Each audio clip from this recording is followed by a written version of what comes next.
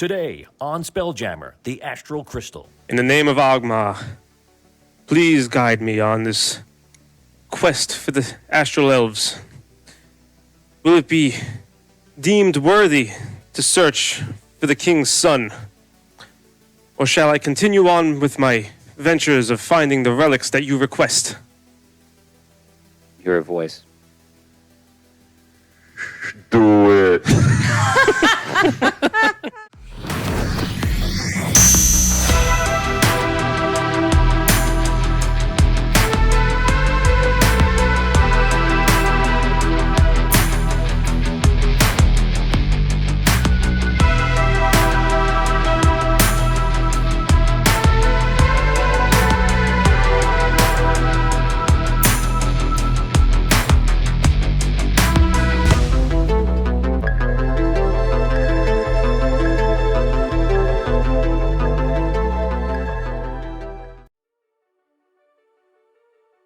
We now venture our attention far away from Calathar and his companion to the very heart of the Radiant Triangle, the Golden Citadel. A beautiful citadel floating in space above a large, lush green and blue planet, Iridan. Around it are smaller meteors with thick garden and foliage on it, truly a wonder to behold. And of course, flying with an ever-watchful eye, a large group of star moths in the distance. Star moth is the elven spelljamming vessels. We venture inside to see many guards walking paths of silver on the floor of gold. The paths lead to large wooden doors already opened into a large grand hall filled with strong blossoming trees of purple leaves. King Deridale stands at a window looking down upon the world that became the new home for the elves so many centuries ago. Now the world, fortunately, is plagued in war. Some call it the Astral War, a war between elf and dwarf.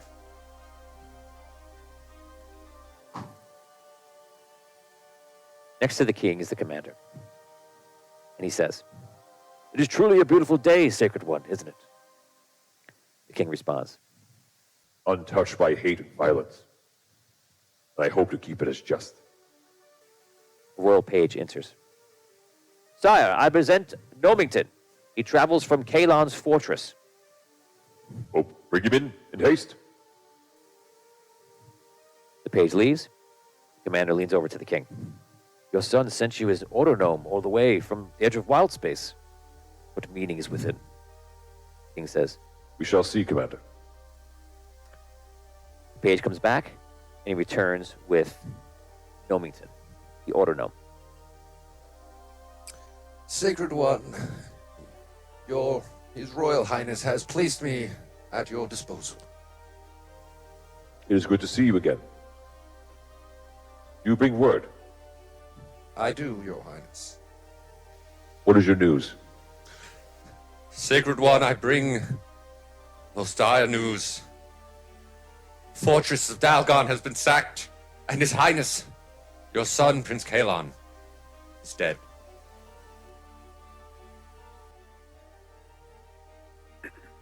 Do you know this be true?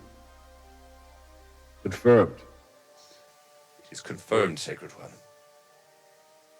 Our worst fears are coming true.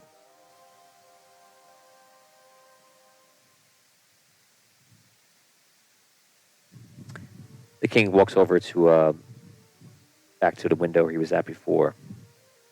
And you can see that he's either crying, upset, or trying to contain his emotions.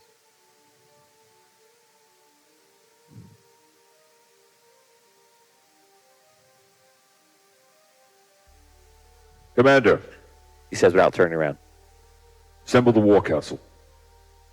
Nomington, He turns around to you.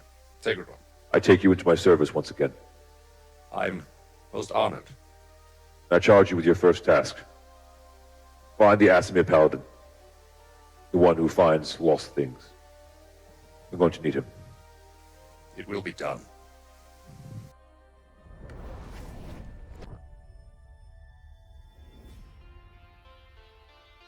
You go back over to the other side of wild space.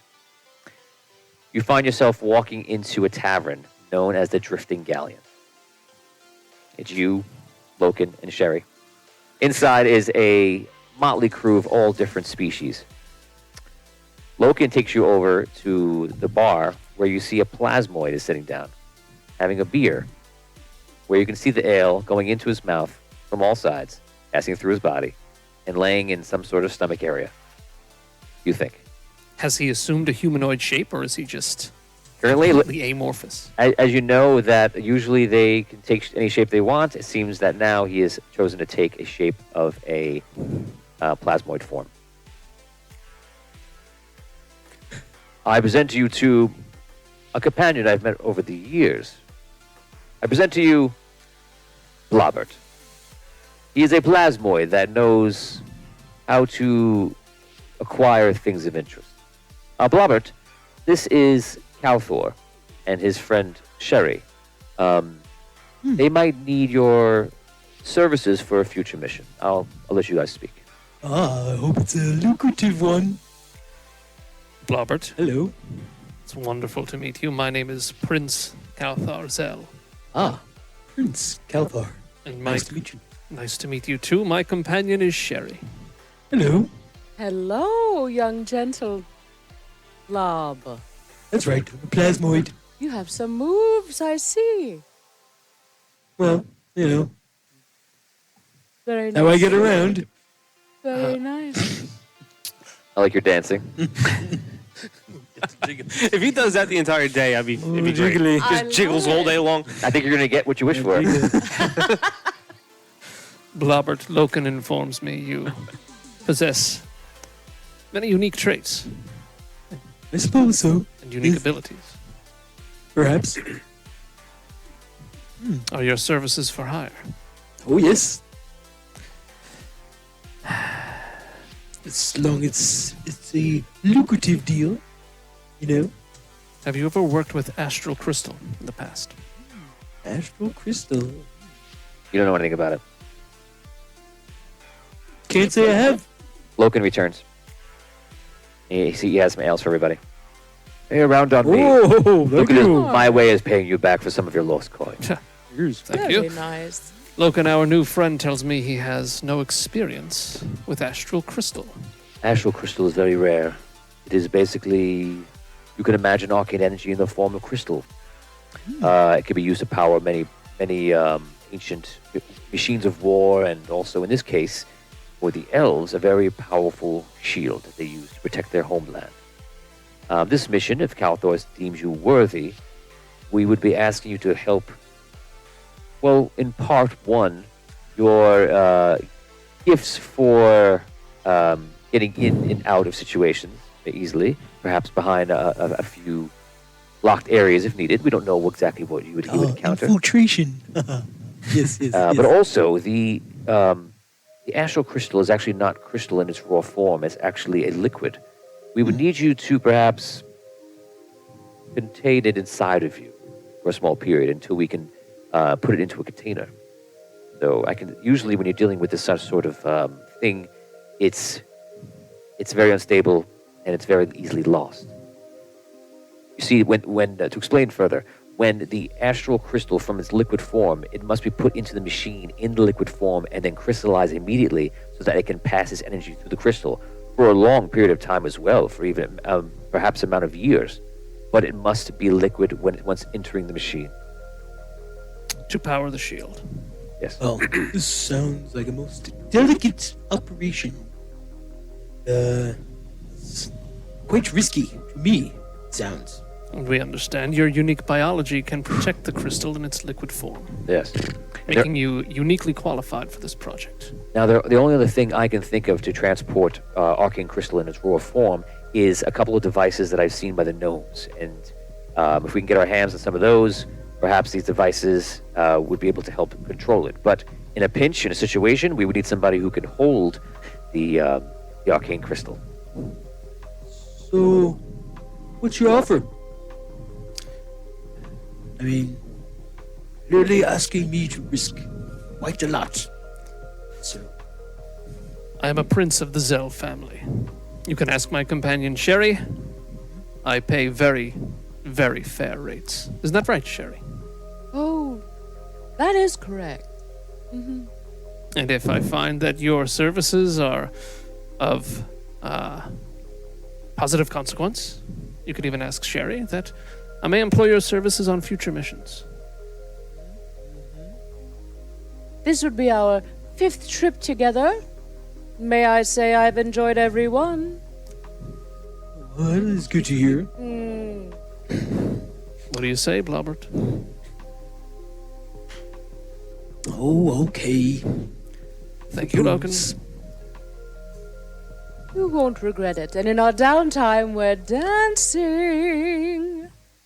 We now return to the Golden Citadel and we find King Derridale sitting in war council with his commander, Nomington included, and coming on over and into the room is a paladin, an Asimir paladin.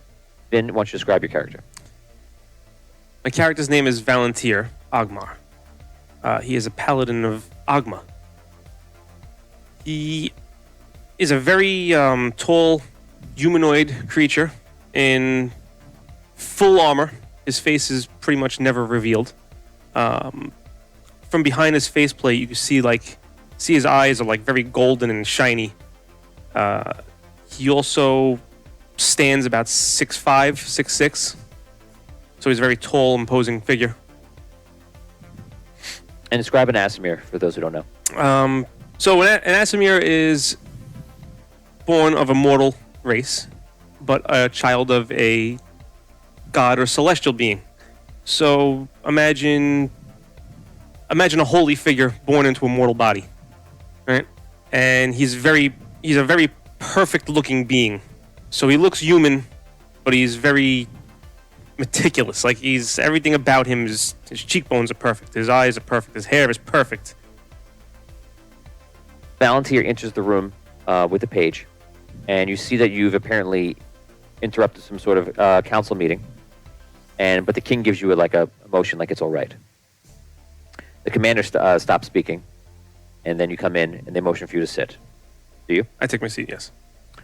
As I was saying, Sacred One, with the fall of Kalon's fortress, this will bring dwarven forces to our shield's edge within weeks. The king looks at this, looks at a map, and you see they have a map almost like an arcane hologram, kind of like floating. You see in its places around that map is ship movement of both sides. The king gets up, walks around the room, kind of looks at the map, and is contemplative. Will the star shield ignite if needed? Looks at the commander. Commander looks uneasy and looks back and looks at some of the other advisors on council. It hasn't been tested in hundreds of years, Sacred One. A brief recess, please. Everyone go. Asimar, you stay.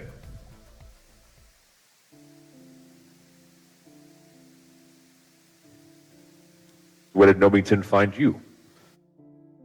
What sort of mission were you on today? My last mission was very successful with the return of the holy relic of Asimov.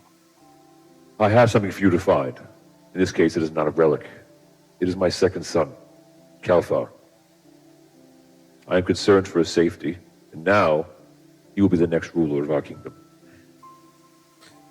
Your Highness, with all due respect, I understand that your son is a very important figurehead, but I am tasked by my god to find relics. Surely you can see that everything that you do in your missions would not be possible without the stability of these lands.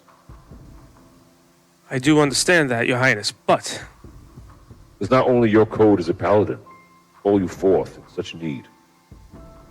If you wish the dwarves to overtake this land, it was because they will, and we all know the greed that they possess, the machines of war that they use. I will do this for you, Your Highness. I will pray to my god, and if he sees fit that I am to go on this mission of yours, then I will take up this cause. Very good. But without his guidance, I will have to reject the mission. Go inside. Figure what you must. Come back to me shortly, please. Time is of the essence. you're sitting in the tavern. Loken, we'll need a pilot. Although I haven't spelljammed in 30 years or such, I don't know how good I would be. You'd be better than any of us. I trust in your abilities, Loken. You should too. I'll tell you what, I will help you until you are able to do it yourself. Me. Yes. Spelljam. Yes. We will spend a few days here in port. I will train you as much as I can to get you started. You have that much faith in me to spelljam.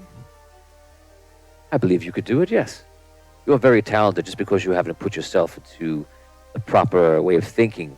We even tested your abilities. Does not mean that you cannot do it. How do you like that, Sherry? Kalthar Zell, Spelljammer. I love it. Thank you, Loken. Very good. We'll begin trading tonight. Okay. Okay, we're going back to you. You are outside talking to talking to your god, I guess. Where are you going? I would go back to my quarters and literally pray on a Okay. question. You go back to your quarters and you pray to your god, and take it away. Let's hear some prayer. In the name of Agma, please guide me on this quest for the Astral Elves.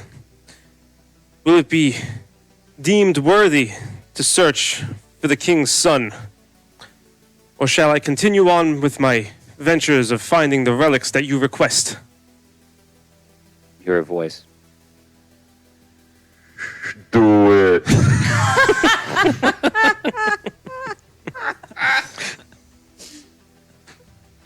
God speak in riddles. That they do.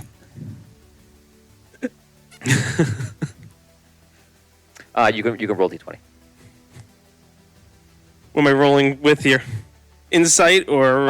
You can add insight. Yeah. It is a 17. 17. Okay, so you pray on the issue of taking this mission or going back to what you do normally, which is to find your holy items and such. You get flashes of the future, and you get a flash that implies what happens if you don't help. And you see the dwarves literally taking giant machines of war. Giant vessel comes in, and you see on the front of it is this giant drill. And this drill, in comparison, to what you're seeing, is actually probably the size of like 100 feet. And it just comes in and just rails into the Golden Citadel. You see blood. You see the dwarves capturing the planet and putting them to work. You see the dwarven leader, name that you know. You never met him, but you know his name. Zeno Godstone. And you basically see him pushing his empire further and further. And then you're back.